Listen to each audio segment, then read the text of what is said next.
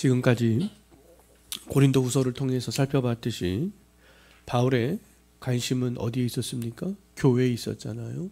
성도들에게 있었습니다. 그래서 1장과 고린도후서 2장에서 바울은 성도들이 오해하지 않도록 왜 자기 자신이 고린도 방문 계획을 변경했는지 그 이유에 대해서 성도들에게 설명하잖아요.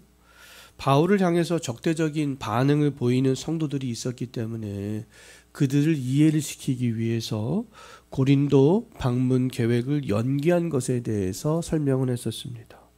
3장부터 6장까지는요. 추천서 등 인간적인 것을 자랑했던 그 거짓 교사와는 달리 바울은 새 언약의 일꾼으로 그리고 화목해야 하는 직분자로서 사역을 했다라는 것들을 성도들에게 강조했습니다. 7장에서는 바울이 보낸 눈물의 편지를 읽고 성도들이 회개한 것에 대해서 기뻐했던 그런 내용에 대해서 말씀했잖아요. 성도들의 회복이 사역자로서 바울의 기쁨이었다. 너희의 회복이 나의 기쁨이었다. 그것에 대해서 이야기를 했었습니다. 또 8장과 9장에서는 회개한 성도들에게 1년 동안 그들이 하지 않았던 연보를 재개하여서 가난한 예루살렘 성도들을 도우라는 그런 권면의 말씀을 했었습니다. 10장부터는 거짓 교사들, 그 대적자들의 거짓 가르침에 현혹된 성도들을 위해서 바울이 직접 자신을 변호했던 그런 내용들이었잖아요. 왜? 자기를 변호해야 바울을 다시 성도들이 신뢰해야 바울이 증거하는 그 복음의 말씀들을 귀담아 들을 수 있기 때문에 자기를 변호하기 시작을 했던 것이죠. 바울은 외모와 말기술과 편지글을 비판하면서 분수 이상을 자랑하는 대적자들에 대해서 자신을 변호했습니다. 바울은 대적자들과는 달리 그리스도와 온유와 관용으로 성도들을 대했고 육신에 따라 싸우지 않고 하나님의 능력이 나타났던 복음으로 싸웠으며 분수를 넘어 인간적인 것을 자랑하지 않고 나는 주 안에서 그렇게 자랑했다라는 것에 대해서 말씀을 증거했습니다. 11장에서도요. 바울의 변호는 계속되는데요. 고린도후서 1장부터 지금까지 살펴본 그대로 바울의 관심은 성도들에게 있었습니다. 그 성도들이 바른 믿음으로 돌아오는 것에 있었고 그 교회가 그래서 진리의 말씀으로 견고하게 서가는 것에 있었어요. 이것을 위해서 사도 바울은 1장부터 지금까지 다양한 주제를 가지고 이야기를 해왔던 것이죠. 11장에서 이제 바울이 자기를 변호하기 위하여서 그 성도들을 다시 돌이키기 위하여서 변호하기 위해서 바울이 꺼낸 카드가 있었는데요. 그 카드는 자기를 자랑하는 거였습니다. 근데 자기 자랑을 통하여서 다시 성도들에게 자신을 변호하는 것을 볼 수 있는데 그런데 바울은 10장에서 마지막에서 17절에서 또 18절에서 거짓 교사들처럼 인간적인 것을 자랑하지 말고 자랑은 주 안에서 해야 된다 이렇게 얘기했잖아요. 인간적인 자랑을 하는 것은 그리스도인이 자랑해야 할 분수를 넘어가는 것이다. 이렇게 이야기를 했습니다. 그럼에도 불구하고 바울은 11장에서 즉시 자기 자랑을 하는 것을 볼 수 있어요. 바울이 치매가 있기 때문에 자기가 말한 것을 금방 잊어버리고 다른 말을 한 것은 아니잖아요. 우리는 분수 이상을 자랑하지 말고 주 안에서 자랑하라고 하면서도 즉시 자기 자랑을 시작했던 바울의 그 마음을 생각을 해야 되는 것이죠. 바울이 그렇게 했던 것은 안지나 서나 누구 때문이었습니까? 성도들 때문이었어요. 성도들이 거짓 교사들의 인간적인 자랑에 매료가 되어서 지금 거짓 말씀에 유혹되고 있었잖아요. 지금까지 살펴봤듯이 그 거짓 교사들은 권위자가 써준 추천서를 비롯하여서 유대인들의 혈통을 자랑했습니다. 바울은 거짓 교사들과 비교하여 외모와 말기술은 그들보다 내가 좀 떨어질 수 있지만 다른 것들은 그렇지 않다. 11장 후반에서부터 말하지만 거짓 교사들과 그런 것을 비교해 볼 때 나는 전혀 손색이 없어. 그것들을 강조하고 있는 것을 볼 수 있어요. 그러나 바울은요, 자기 자랑의 초점이 거짓 교사들과 달랐습니다. 자랑하는 그 강조점, 초점이 달랐던 거예요. 11장에서 바울의 자랑의 초점은요, 지금까지 자신이 어떤 사역의 길을 걸어왔는지를 설명하는 거였습니다. 내가 그 하나님의 능력이 나타난 그 십자가의 길을 가기 위해서 내가 그 십자가 아래서 어떤 사역의 길을 걸어왔는지, 그것을 자랑하는 것을 볼 수 있어요. 바울은 거짓 교사들 못지 않은 그런 스펙을 가지고 있었지만 그 스펙 자체를 자랑하지 않고 오히려 뛰어난 스펙을 가지고 있으면서도 거짓 교사들과 다른 길을 걸어온 것들을 자랑하는 것을 볼 수 있습니다. 그럼에도 바울은 그리스도 자체를 자랑하지 않고 자기가 걸어왔던 그런 삶에 대해서 자랑했기 때문에 11장에서 자기의 자랑을 어리석은 자랑이라고 그렇게 이야기하고 있습니다. 자기의 자랑을 바보 같은 자랑이라고 그렇게 이야기를 하고 있어요. 영어 성경을 보면 좀 더 명확하게 그렇게 말씀하고 있습니다. 내가 자랑하는 것은 좀 바보 같다, 그렇게 말하고 있어요. 바울은 어리석은 자랑을 하기 시작하기 전에 무엇을 했는지 1절 한번 보십시오. 무엇을 하고 있는 것 같아요? 자기 자랑을 아직 시작 안 했습니다. 근데 자기 자랑을 시작하기 전에 성도들에게 지금 양해를 구하고 있는 것처럼 보이잖아요. 바울은 지금 원하건대 너희는 나의 좀 어리석은 것을 용납해라. 용납해라. 2번이나 그렇게 이야기하면서 양해를 구하고 있습니다. 바울은 어리석은 자랑조차도 그러면 하고 싶지 않았던 마음이 담겨 있다는 것을 알 수 있잖아요. 어리석은 자랑조차도 하고 싶지 않았지만 근데 바울은 지금 자랑할 수밖에 없어요.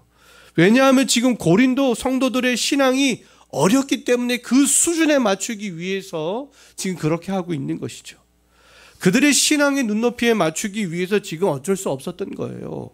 인간적인 자랑을 하면서 접근했던 거짓 교사들을 고린도 성도들이 지금 그들을 막 추앙하고 그들이 가르치는 말씀들을 지금 대단하게 생각하면서 따르고 있잖아요.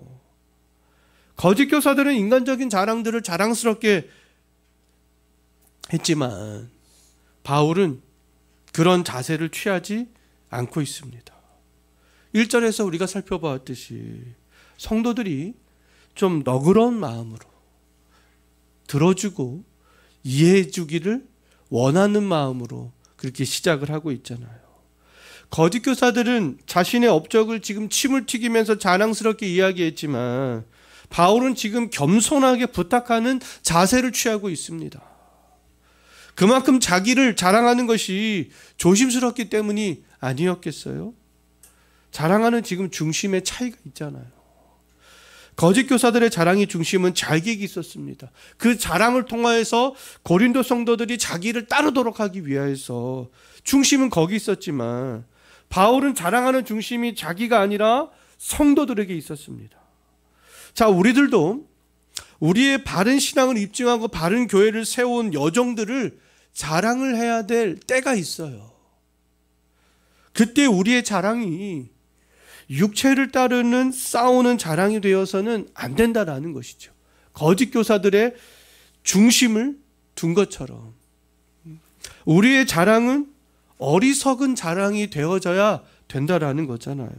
그 어리석은 자랑은 나 중심적으로 나를 드러내기 위해서 자랑하는 것이 아니다라는 거죠. 어리석은 자랑은 교회와 성도들의 유익을 먼저 생각하는 겁니다. 우리의 자랑을 성도들이 용납해 주기를 바라는 겸손한 자세를 취하는 것이죠. 이것이 다른 점이다 라고 말할 수 있겠습니다. 또 바울은 몇몇 성도들만을 바라보고 교회를 세워가지 않는 것을 볼 수 있는데요. 바울은요, 그 대상이 모든 성도들이었어요. 모든 성도들을 다 바라보면서 교회를 세워가고 있는 것을 볼 수 있잖아요. 고린도 교회 안에는 지금 바울에 대해서 우호적인 성도들도 있었지만 바울에 대해서 지금 적대적인 성도들도 있었잖아요. 그 고린도 후서는 누구를 위한 편지이겠습니까? 바울을 반대하는 사람들, 그들을 위해서 보내는 지금 편지잖아요. 자기 우군들을 위해서 보내는 편지가 아니라 자기를 지금 반대하고 있는 사람들을 설명하고 다시 복음으로 돌아오기 하기 위해서 기록해서 보낸 편지가 되는 것이죠. 바울이 자신의 우군만을 바라봤다면 고린도 후서도 또 고린도 후서 이전에 보냈던 어떤 편지가 있습니까? 성도들이 회개했던 눈물의 편지가 있잖아요. 그 편지도 보내지 않았을 거예요. 바울과 성도들의 부족한 것을 마음을 다해서 채워주었던 가장 바울의 우군이 고린도 교회에 있었습니다. 스데바나와 부드나도나 아가이오 같은 성도들이 있었어요. 바울이 그들만 바라보고 목회를 했다면 굳이 고린도 후서 눈물의 편지 보낼 필요가 없었겠죠? 아니면 바울이 강한 어조로 보낸 눈물의 편지를 읽고 회개하고 돌이킨 그 성도들만 바라보고 목회를 했다면 굳이 고린도 후서를 기록해서 보내지 않았을 겁니다. 그러나 현재 고린도 후서를 보내는 바울의 관심은요, 처음부터 자신을 물심양면으로 도와주었던 스데바나와 부드나도와 아가이오와 같은 성도들보다, 눈물의 편지를 읽고 회개한 성도들보다 자신을 적대시하는 그 성도들에게 있었어요. 바울은 자신을 지지하는 성도들과만 교회를 세워가기를 원하지 않았던 거죠. 바울은 예전처럼 모든 성도들이 그리스도 안에 있게 되기를 원했습니다. 바울이 처음 복음을 전했을 때처럼 단 한 성도도 거짓 말씀에 현혹된 채 신앙생활을 하는 것을 원치 않았던 것이죠. 바울은 지금 자신을 적대시하는 성도들에게 지금 최선을 다하고 있잖아요. 어느 정도로 최선을 다했는지 2절을 보면 알 수 있는데요. 누구의 열심으로 지금 그 성도들에게 다가가고 있습니까? 하나님의 열심으로 나는 지금 너희들에게 다가가고 있다. 바울 하나님이 자기 백성에게 보이신 그 열심으로 성도들을 향해서 지금 열심을 내고 있는 것이죠. 하나님이 적대자들인 죄인들에게 열심을 내셨듯이 바울도 지금 자신을 적대시하는 성도들에게 열심을 내고 있는 거잖아요. 자기 백성을 향한 하나님의 열심은 뭐였습니까? 독생자 예수 그리스도를 아끼지 않았던 그 열심이었잖아요. 하나님은 하나님이 택한 사람들을 단 한 사람이라도 빼앗기지 않기 위해서 독생자 예수 그리스도를 이 땅에 보내시어 우리를 자기 백성 삼으셨습니다. 원수와도 같았던 우리들을 자기 백성 삼은 거 아니겠어요? 구원의 백성으로 삼으신 거 아니겠습니까? 하나님의 열심 때문에 그렇게 하나님께서 친히 하셨던 것이 아니겠어요? 하나님의 열심으로 말미암아 예수 그리스도는 하나님과 우리를 연결해 주는 다리가 되신 거잖아요. 유일한 중보자가 되셨습니다. 바울에게는, 나에게는 지금 이 열심이 있어. 그 열심으로 내가 너희에게 지금 다가가고 있는 거야. 지금 그렇게 말씀하고 있는 거예요. 바울은 하나님의 열심으로 자기에게 맡겨진 책임을 지금 다하기를 원했던 거죠. 자신이 해야 되는 그 역할을 그렇기 때문에 무엇에 비유했는지 2절 한번 보십시오. 무엇에 비유하고 있습니까? 중매인에 비유하고 있습니다. 예수님은 우리의 다리가 되셨잖아요. 하나님과 우리 사이를 연결해주는 다리. 근데 바울은 지금 중매인에 비유하고 있어요. 중매인이 뭐 하는 사람이에요? 남자와 여자의 결혼이 이루어질 수 있도록 중간에서 역할을 해주는 사람이잖아요. 이어주는 사람입니다. 바울은 성도들과 그럼 예수 그리스도를 각각 누구에 비유하는지 한번 보십시오. 2절 다시 한번 보십시오. 성도들은 무엇에 비유합니까? 정결한 처녀를 비유하고 있고, 예수 그리스도는 무엇으로 비유하고 있어요? 남편으로 비유하고 있습니다. 그럼 바울은 이 고린도 성도들과 그리스도를 나는 연결시켜주는, 너희와 그리스도를 연결시켜주는 나는 중매인이야, 그렇게 지금 비유를 하고 있는 거잖아요. 바울은 2차 전도 여행 중에 고린도에 와서 중매인의 역할을 이미 했습니다. 그 바울의 중매인의 역할로 말미암아 그리스도와 지금 고린도 성도들이 연결이 되어진 거 아니겠어요? 여기 있는 우리에게도 누군가 중매인의 역할을 한 사람이 있기 때문에 우리가 그리스도를 만나게 된 것이 아니겠습니까? 그런데 아직 우리들은 그리스도의 완벽한 신부가 된 것은 아니다라는 것을 알 수가 있어요. 현재 모든 성도들과 그리스도와의 관계는요, 결혼 관계라기보다도 약혼 관계라고 말할 수 있겠습니다. 오늘날에는 약혼을 하지 않지만 과거에는 결혼하기 전에 먼저 약혼을 먼저 했습니다. 근데 약혼만 했다 할지라도 그 서로 남편과 아내의 지위가 발생하는 거 아니겠어요? 마리아와 요셉이 약혼 관계였어요. 약혼 관계에 있을 때 마리아가 아기 예수를 임신을 하게 되었던 것이죠. 자, 현재 우리 성도들과 예수님의 관계는 약혼 관계가 되겠습니다. 약혼 관계이지만 하나님이 예수 그리스도 안에서 주시고자 하시는 하늘의 신령한 은혜는 우리가 이미 다 경험할 수 있는 거 아니겠습니까? 그럼 성도인 우리들이 예수님의 완전한 신부가 되기 위해서는요, 기다려야 되는데요. 우리가 완전한 신부가 되는 날이 있습니다. 언제까지요? 종말의 때까지.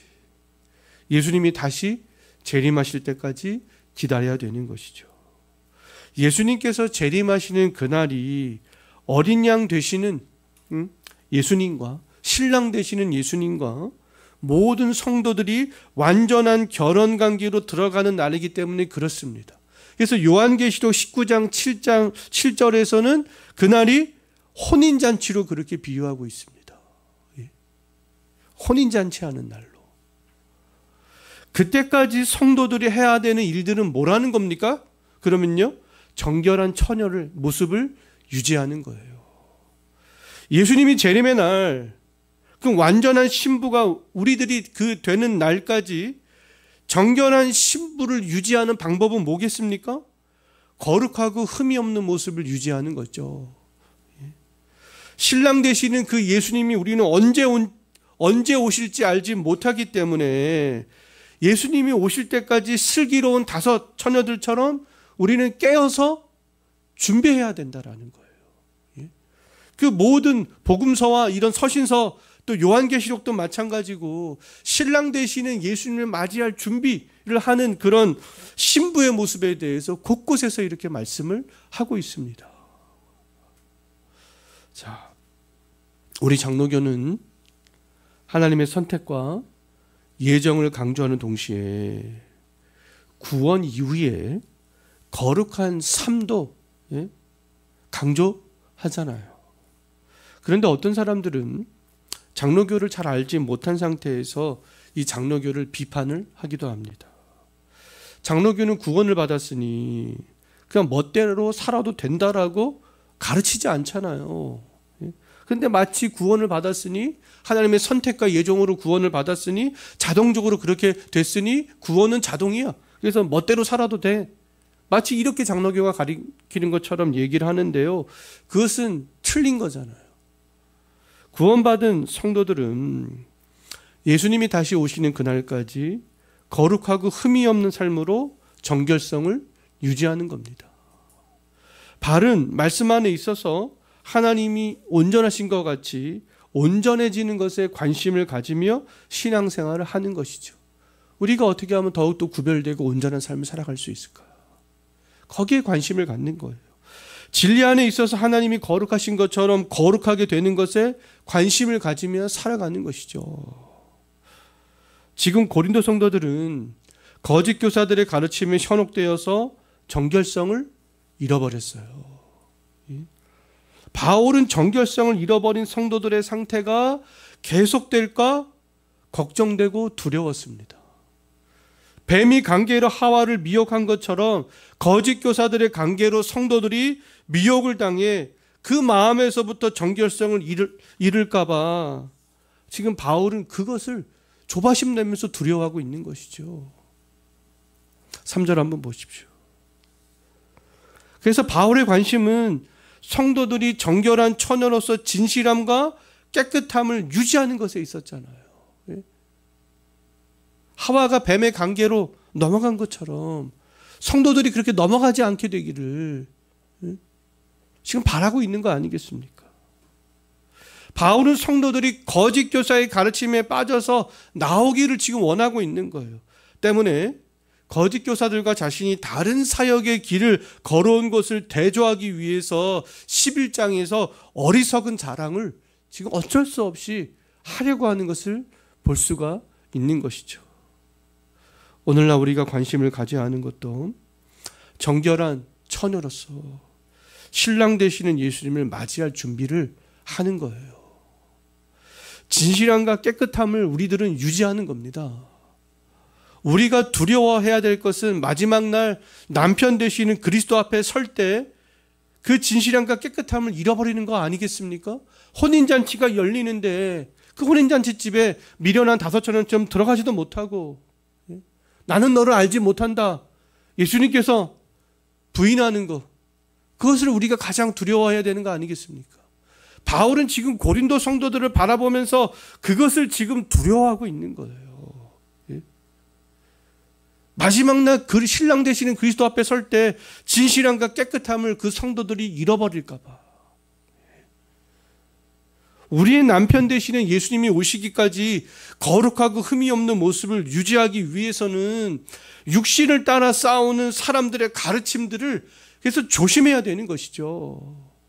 우리가 그들의 가르침을 통하여서 거룩함과 깨끗함이 더럽혀질 수 있기 때문에 그렇습니다. 육신의 것을 자랑하는 사람들의 말에 그래서 현혹되면 안 된다라는 거 아니겠습니까? 인간적인 것을 자랑하는 사람들의 말을 따라가서는 안 되는 거 아니겠어요? 성공을 자랑하고 물질을 자랑하고 외모를 자랑하고 말기술을 자랑하고 어떤 혈통을 자랑하고 그것들은 막 눈으로 보여주는 것처럼 그렇게 해도 그것들에 현혹되어서는 정결성을 유지할 수가 없다라는 겁니다. 그럼에도 고린도 성도들은 지금 그러한 것들을 자랑하는 거짓 교사들에 현혹되어서 지금 정결성들을 잃어버리는 가운데 있었잖아요. 오늘날에도 고린도 성도들처럼 분별하지 못하고 유튜브 등에서 보여지는 거짓 말씀에 현혹되는 성도들이 너무너무 많습니다.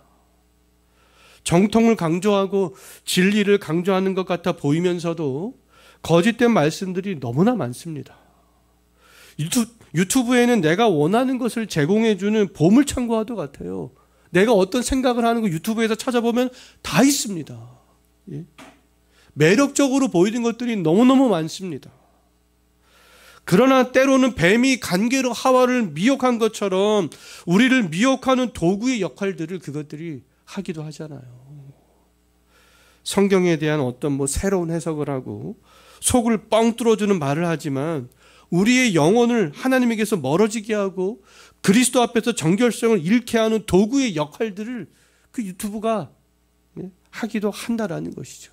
코로나 때 거짓된 이단들이 유튜브를 대거 이용하고 있습니다. 그러니까 드러나는 이단들은 그나마 우리가 분별할 수 있지만 요즘에는 드러나지 않고 자기 멋대로 성경을 해석하는 사람들이 너무너무 많습니다. 그들의 말이 시원하다고 생각해서 그들의 말에 추종하다 보면 나도 모르는 사이에 정결성들을 잃어버리게 될 때가 찾아오게 되는 것이죠. 우리가 기억해야 될 것은 신랑 되시는 예수 그리스도가 다시 오셔서 우리 성도들과 정말 화려한 혼인잔치를 할 때까지 우리가 그 날이 올 때까지 거룩성을 유지하는 거예요. 그날이 올 때까지 그리스도를 향하는 진실함과 깨끗함에서 떠나지 않는 것입니다. 그렇기 때문에 우리가 이 십계명의 말씀들을 잘 봐야 될 필요가 있어요. 고린도 성도들은 바울이 처음 복음을 증거했을 때와는 달리 지금 어떤 상태에 있어요? 정결성을 잃어버렸습니다. 거짓된 교사들의 말이 속을 뻥 뚫어주는 것 같았고 뭔가 좀 시원케 해주는 것 같았거든요. 그러니까 그들의 말에 지금 현혹되어서 그들의 말을 따라간 거 아니겠어요. 성도들이 정결성을 잃어버린 근본적인 이유는 용납하지 말아야 될 것들을 그 성도들이 용납했기 때문에 그렇습니다. 성도들은 용납하지 말아야 될 것을 너무나 쉽게 용납했어요. 그들이 용납해야 될 것은 바울의 가르침이었는데 바울의 가르침은 용납하지 않고 거짓된 교사들의 가르침을 너무 쉽게 용납했던 거죠. 고린도 성도들이 용납하지 말아야 될 거짓 교사들의 가르침을 지금 용납한 것에 대해서 4절을 보면 대략 한 3가지로 그렇게 이야기를 하고 있습니다. 첫 번째로 성도들은 거짓 교사들이 바울이 증거한 예수와 다른 예수를 증거했을 때 그것을 용납하지 말아야 되는데 그것을 지금 뭐 했습니까? 용납했습니다. 바울이 전한 예수와 다른 예수를 증거하고 있음에도 용납했던 거죠. 거짓 교사들은 바울과 바울의 일행이 전한 예수와 다른 예수를 증거했지만 성도들은 분별하지 못했습니다. 좀 바울은 우리에게 예수에 대해서 그렇게 이야기하지 않았는데 그거를 좀 생각을 해봤더라면, 근데 그것을 생각하지 않았던 거죠. 거짓 교사들은 예수가 누구인지 정확히 알지 못한 채 성도들에게 가르쳤습니다. 거짓 교사들이 예수에 대해서 알고 있었던 지식은 잘못된 지식이었잖아요. 오늘날에도 그 신구약 성경에서 말씀하는 예수가 누구인지 정확히 알지 못한 채 예수에 대해서 가르치는 사람들이 너무너무 많습니다. 우리가 집중해야 될 예수, 바울이 가르쳤던 예수는요, 십자가의 고난을 통해서 구원을 완성한 그 예수가 하나님이다 라는 거였어요. 창조 때부터 성부와 함께 하셨던 예수, 우리의 구원을 위해서 성부의 보냄을 받고 오신 그 예수, 구약 성경이 예언한 대로 오신 그 예수, 하늘로 올라가면서 성령을 우리에게 보내시어 구원을 적용하셨던 그 예수, 유일한 중보자인 그 예수, 그 예수를 증거했던 거죠. 그런데 어떤 사람들은 이 예수에 집중하지 않았습니다. 오늘날에도 어떤 사람들은 이 예수를 말하는 것 같지만 결국에는 번영과 물질을 얘기하는 사람들 많이 있어요. 또 예수를 말하는 것 같지만 또 인간적인 또 교주 집중시키기도 합니다. 예수를 말하는 것 같지만 예수의 어떠한 신성은 배제해버리고 인간적인 도덕적인 선생으로만 그렇게 말하기도 하잖아요. 예수를 말하지만 예수 외에도 구원이 있다라고도 그렇게 얘기합니다. 예수를 말하고 교회를 말하지만 예수 외에 다른 종교에도 구원이 있으니 다른 종교와 연합해야 된다, 또 이렇게 교묘하게 말합니다. 예수를 말하면서도 계속 사람들이 말하는 것은 예수 위에 덧붙이는 거예요. 지금 고린도에 온 거짓 교사들도 예수를 말하고 있었어요. 예수를 말하지만 그 위에 무엇을 덧붙였습니까? 율법의 행위를 덧붙였던 것이죠. 자, 그러한 주장을 하는 어떤 신학자, 박사, 목사들이 나와서 그냥 예수에 대해서 말하면서 덧붙이는 얘기를 해도 그럴듯하게 그들이 이야기를 하면 그들의 어떠한 지식과 외모와 말기술과 스펙에 현혹이 되어지는 것이죠. 고린도 성도들처럼요. 바울이 증거한 예수와 다른 예수를 증거했음에도 분별하지 못하고 용납해 버렸던 거 아니겠어요? 용납하지 말아야 될 것들을 그들은 용납을 했던 것이죠. 자, 두 번째로 성도들이 용납하지 말아야 할 거짓 교사들의 가르침을 용납한 것은 뭐였습니까? 영에 대한 것이었잖아요. 바울은 주 예수 그리스도의 복음을 통해서 성령을 받게 했습니다. 성령이 하시는 일들은요, 그리스도를 믿게 하고 그리스도께 복종하게 하는 거잖아요. 우리가 성령이 충만하다라는 것은 뭐겠습니까? 막 춤을 추면서 미친 사람처럼 그렇게 신앙생활을 하는 것이 성령이 충만한 것이 아니죠. 성령이 충만하면 성령의 열매들을 맺으며 그리스도께 더욱더 복종해 나가는 사람들이 아니겠습니까? 그런 사람들이 성령에 충만한 사람들이 되는 거 아니겠어요? 왜요? 성경에서 그렇게 말씀하고 있기 때문에 그렇습니다. 그럼 성령이 하시는 일은 그리스도를 믿게 하고 그리스도께 복종하게 하는 거예요. 더 잘 복종하게 하는 겁니다. 신랑 되시는 그리스도가 다시 올 때까지 거룩하고 흠이 없는 삶을 살도록 우리를 인도해 가시는 거죠. 하지만 고린도 성도들은 거짓 교사들의 가르침을 용납한 결과 지금 그 그리스도에게 멀어지고 있었잖아요. 그리스도께 지금 복종하지 못하고 있었습니다. 그리스도를 향하는 진실함과 깨끗함에서 오히려 지금 떠나게 되었잖아요. 지금 이 시대에도 우리들은 주의를 해야 되는 것이죠. 어떤 사람들은 자꾸 영을 신비한 현상이나 어떤 심으로 그렇게 접근하게 합니다. 우리 눈으로 확인할 수 있는 현상이 나타나고 특별한 경험을 했다고 해서 그것이 다 성령의 역사다 말할 수 없는 거 아니겠어요? 별별 은사를 다 받았다고 해도 그리스도의 향기가 그 사람에게서 품어나오지 않고 성령의 열매들이 나타나지 않는다면 성령이 아닌 다른 영을 받은 것이죠. 거짓 영을 받은 거 아니겠습니까? 정말 데살로니가 후서 2장 9절 말씀을 보게 되면 불법한 자들로 사탄의 활동을 따라서 모든 능력과 표적과 거짓 기사를 행할 수 있다. 그렇게 말씀하고 있습니다. 교회 생활에 열심을 낸다 할지라도 가족과 또 사람들에게 막 거짓말을 하게 한다면 거짓 영을 따라가고 있는 거 아니겠습니까? 교회 와서도 자기의 이단의 종교를 끌어가기 위해서 들어오는 순간부터 계속 거짓말 하잖아요. 거짓말로 사람들을 유혹합니다. 근데 요한복음 8장 44절에서 거짓말은 그 사람이 마귀에서 나왔음을 보여주는 증거다 이렇게 말씀하고 있습니다. 거짓말하는 것 자체는 무조건 나쁜 거 아니겠어요? 고린도 성도들은 용납해서는 안 될 거짓 가르침을 받아들인 결과 다른 영을 받게 되었던 거죠. 지금 다른 영을 지금 따라가고 있는 거 아니겠습니까? 거짓 영은요, 절대로 그리스도를 기뻐하는 신앙생활로 이끌어갈 수가 없어요. 거짓 영이 하는 일은 성도들을 그리스도의 십자가에서 떠나게 하고 그리스도의 몸된 교회를 무너뜨리고 참된 복음을 변질시키는 겁니다. 예수 외에 자꾸 무엇을 첨가하는 거예요. 자, 세 번째로 고린도 성도들이 용납한 거짓된 가르침은 바울을 통해서 받았던 복음과 다른 복음이었습니다. 그런데 바울이 전해진 복음을 용납하지 않고 그것을 배척해버리고 다른 복음을 용납했던 거죠. 바울이 증거한 복음은 예수 그리스도의 십자가와 부활이었잖아요.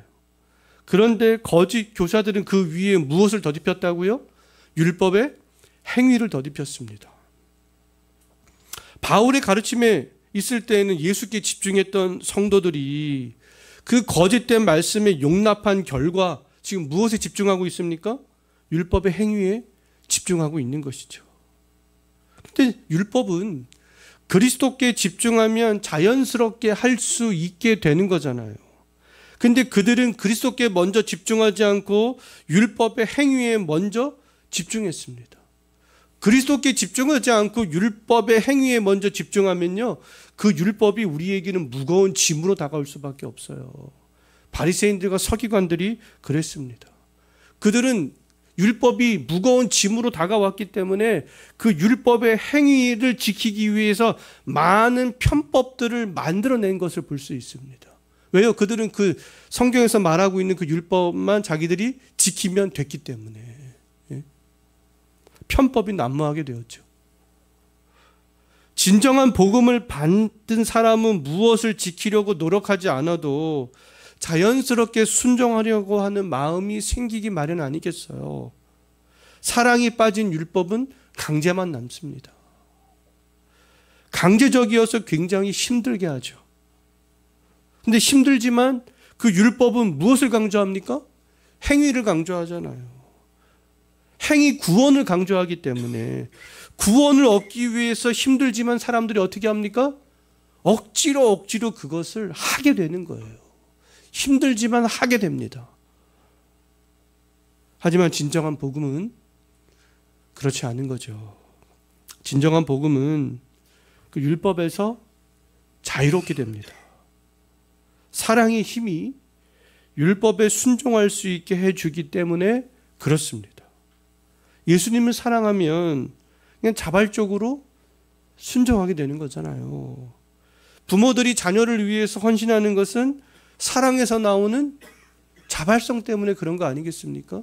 율법적으로 내가 자녀들에게 이것도 해야 되고 저것도 해야 되고 저것도 해야 되고 그렇지 않잖아요. 예? 아내가 남편을 위해서 그리고 남편이 아내를 위해서 하는 일들도 사랑하면 자발적으로 하게 되어져 있는 것이죠. 예? 바른 복음은 그리스도를 사랑하는 마음으로 율법에 순종하게 하지만 거짓 복음은 구원을 얻음에 있어서 그 행위가 조건이기 때문에 그 조건을 충족시키기 위해서 율법에 순종하게 만들어버립니다. 그래서 타 종교인들이 볼 때는 율법에 순종하는 그들이 참 종교인 같다라고 오해도 하게 되는 것이죠. 용납하지 말아야 할 것을 용납하는 것은요, 이처럼 중대한 잘못을 낳게 될 수밖에 없어요. 다른 예수를 따르게 되고 다른 영을 따르게 되고 다른 복음을 따라 행위를 강조하게 될 수밖에 없습니다. 고린도 성도들은 지금 용납하지 말아야 될 것들을 지금 용납했어요. 고린도 성도들을 용납하게 했던 거짓 교사들은요, 뭐 어눌한 사람, 못난 사람들이 아니었잖아요. 고린도 성도들을 유혹할 정도의 지식도 있었고 언변도 있었고 외모도 있었고 스펙도 갖고 있었고 혈통도 갖고 있었습니다. 사도 바울은 그들을 대항하기 위해서 이제 어쩔 수 없이 자기 자랑, 바보 같은 자랑, 어리석은 자랑이라고 부르면서 고린도후서 11장에서 시도했던 거죠. 우리들이 화려하고 그럴듯하게 들리는 거짓 말씀에 현혹되지 않는 길은 제가 시간이 있을 때마다 기회가 있을 때마다 반복적으로 말씀을 드리지만 교회사 2000년 동안 전해진 그 예수, 그 복음만을 용납하는 겁니다. 그러면 주께서 보내신 성령이 우리와 함께하여서 다시 오실 예수 그리스도를 맞이할 정결한 신부로서 이 땅에서 살아가게 한다라는 것이죠. 우리가 해야 되는 일들은 예수가 다시 오시는 그날까지 정결성과 순수성을 유지하는 겁니다. 우리가 이러한 모습으로 바른 복음 아래에 있을 때 가능하다라는 것을 확신하면서 우리가 그런 것들을 유지할 수 있는 그런 참된 그리스도인이 되었습니다.